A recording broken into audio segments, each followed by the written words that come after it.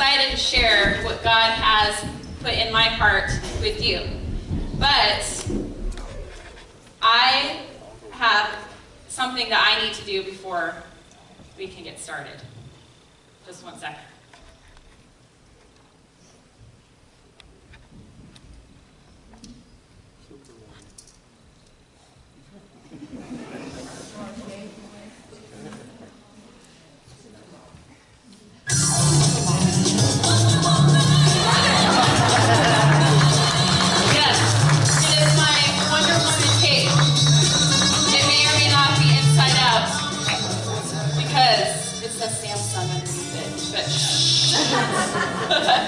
Okay, so this is my Supermom cape, my Wonder Woman cape.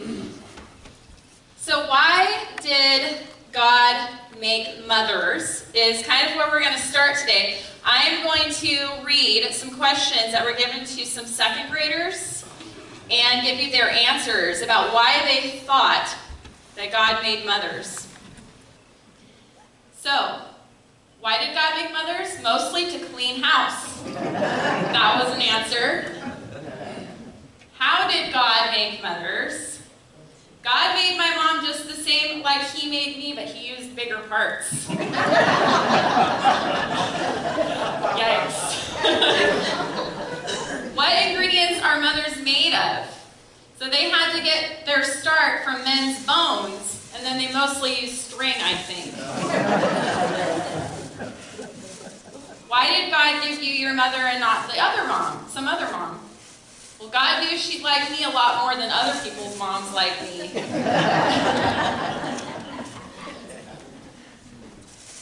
What kind of little girl was your mom? I don't know because I wasn't there, but my guess would be pretty bossy.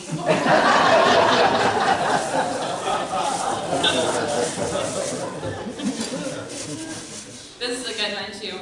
Why did your mom marry your dad? This is kind of a scary one. She got too old to do anything else with him. And who's the boss in your house? Mom doesn't want to be the boss, but she has to because Dad's such a goofball. Kids are awesome in how they think about things and why mothers are around. So I just want to take a moment to recognize that today, it's a day of celebrating mothers, but there are also women in here that are not yet mothers, that want to be mothers, or that are grieving the loss of a mother. And we're with you, and I've been there, and it's so hard, and God is there for you. But we can also celebrate our moms, right? Amen? Amen. Okay. So if you guys are new with us today and you don't know who I am Pastor Christine. I'm the children's pastor here. And I am a mom, but I wasn't always a mom. In fact, my husband and I struggled with our own 2 years worth of infertility issues. And God finally has blessed me with 4 little girls. 4 little girls. So I believe that I have a picture of them here. So, can you guys see that? Okay. So, down here on the right is my 2 4-year-old little girls, or left, your left, my right. Yes. And Gabriella, that's my 2-year-old, and then my 7-year-old on the far end over here. Those are my beautiful little babies. Oh, they're supposed to go, oh, aren't they cute? They're so adorable. I know, they're pretty adorable. But I know what you guys are all thinking, right? My poor husband. Yes. That is a lot of estrogen. And it takes a real man to deal with that much estrogen every day. So bless your heart. Just bless your heart. That's all I can say. So, the moment that I wake up in the morning, the title of my message today, by the way, is Supermom. Okay? The moment that I wake up in the morning, it starts with, she hit me, or she's looking at me, and the best one, she's breathing my air. Okay, did you know that all of the air in the world belongs to my daughter? Okay, I'll let you guess which one. I'm not going to name names, but it's the truth. So it can be really hard to focus on what God wants us to do as a mother when you're constantly being bombarded by all of the needs of your children. It can be really, really challenging to stay focused with that. So today we're going to talk about the biblical role of a mother and some practical tips on how you can walk in that role as a mother. If you have your Bibles, today we're going to take a look at Exodus chapter 2, verses 1 through 10. So Exodus chapter 2, verses 1 through 10. About this time, a man and woman from the tribe of Levi got married. The woman became pregnant and gave birth to a son. She saw that he was a special baby and kept him hidden for 3 months. But when she could no longer hide him, she got a basket made of papyrus reeds and waterproofed it with tar and pitch. She put the baby in the basket and laid it among the reeds along the bank of the Nile River. The baby's sister then stood at a distance, watching to see what would happen to him. Soon Pharaoh's daughter came down to bathe in the river, and her attendants walked along the riverbank. When the princess saw the basket among the reeds, she sent her maid to get it for her.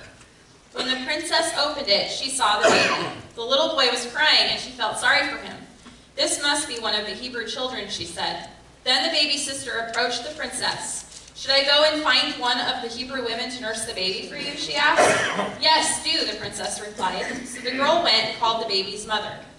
"Take this baby and nurse him for me," the princess told the baby's mother. "I will pay you for your help." So the woman took her baby home and nursed him. Later, when the boy was older, his mother brought him back to Pharaoh's daughter, who adopted him as her own son. The princess named him Moses, for she explained, "I lifted him out of the water." Okay, so we're going to backtrack a little bit here and give some kind of context, some history about this scenario.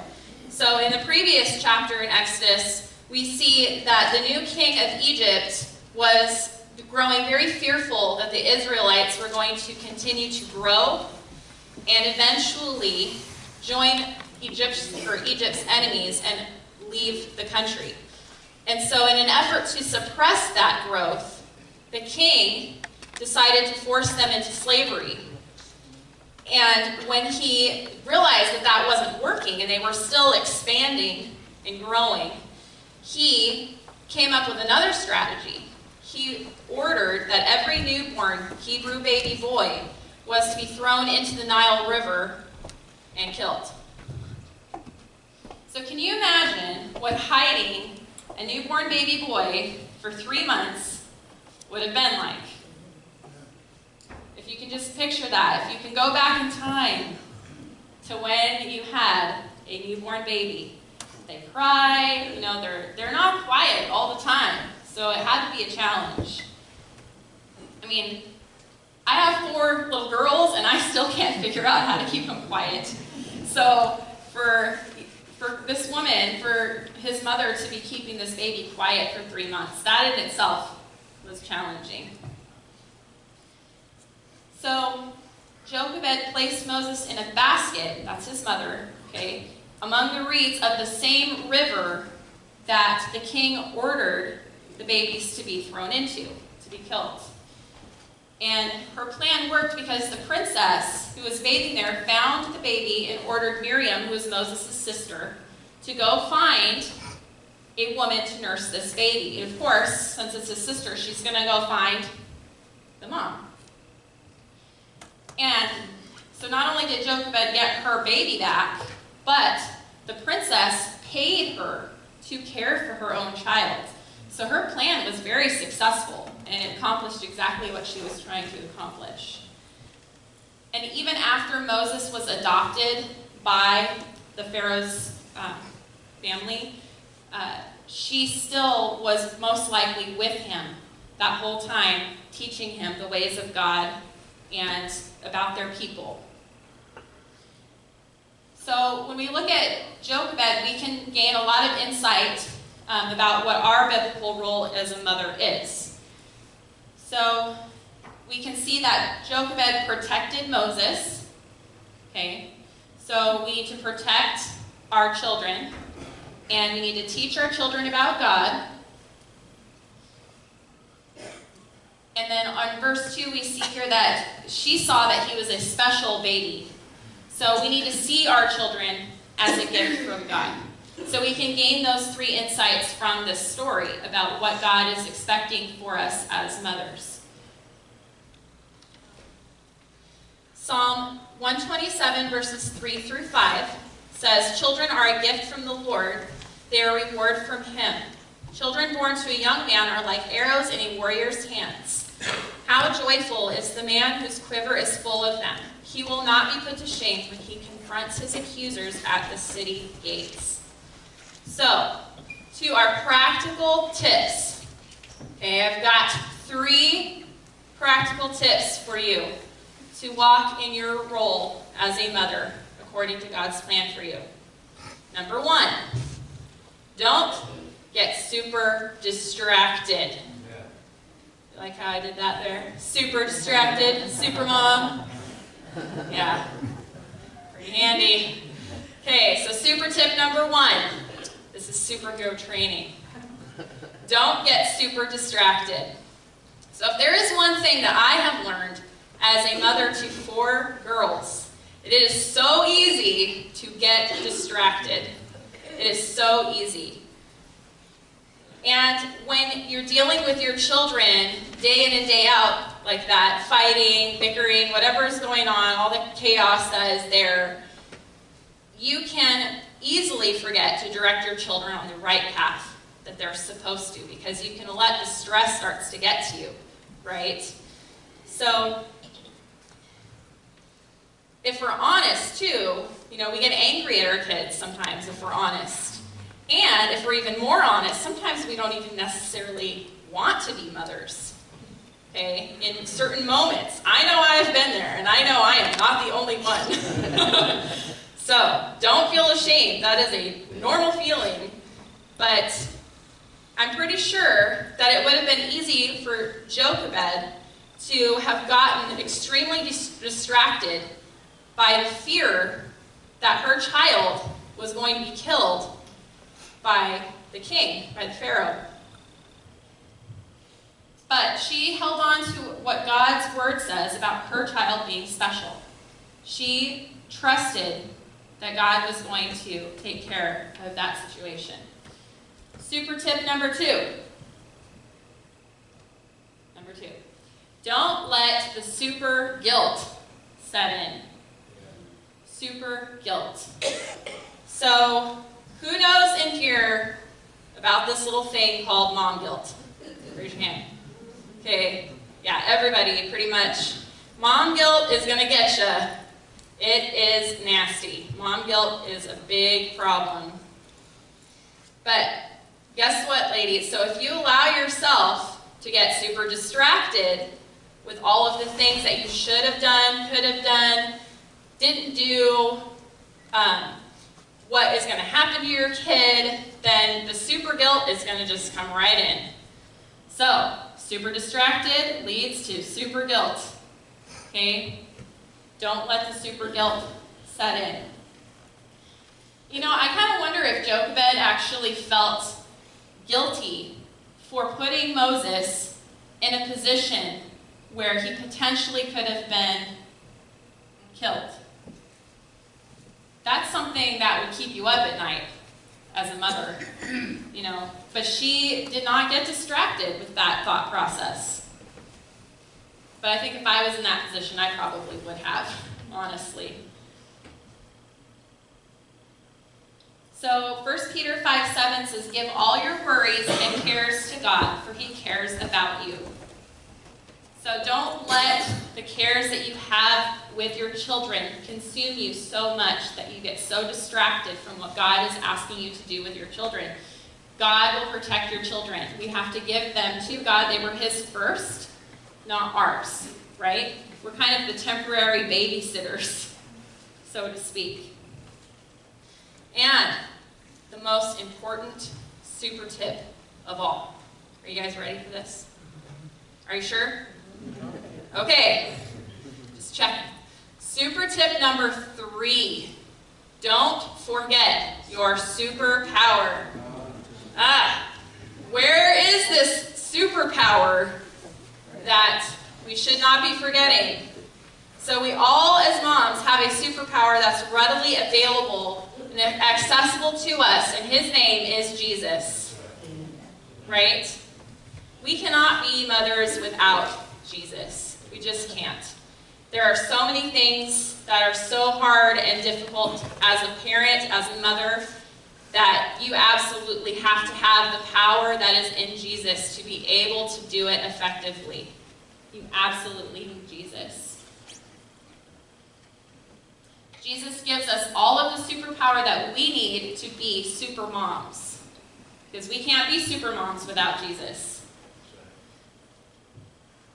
In Isaiah chapter 40, verses 29 through 31, says, He gives power to the weak and strength to the powerless. Even youths will become weak and tired, and young men will fail or fall in exhaustion. But those who trust in the Lord will find new strength. They will soar high on wings like eagles. They will run and not grow weary. They will walk and not faint. So, don't waste your time comparing yourself to Susie Suserson down the street, okay, with your parenting, because God has equipped you for everything that you need to be the best mom that you can be for your children. You don't need to do what Susie Suserson is doing down the street. You need to do what God is telling you to do with your children. So don't waste your time comparing yourself. All you Pinterest moms out there, I see you. Okay, don't worry about the Pinterest moms. If you don't know what a Pinterest mom is, let me fill you in. A Pinterest mom is a mom that likes to do things on Pinterest, but actually does them. I look at Pinterest all the time, and I'm like, oh, that looks great. I'm going to do that, and it never happens. So, I see you, Pinterest moms.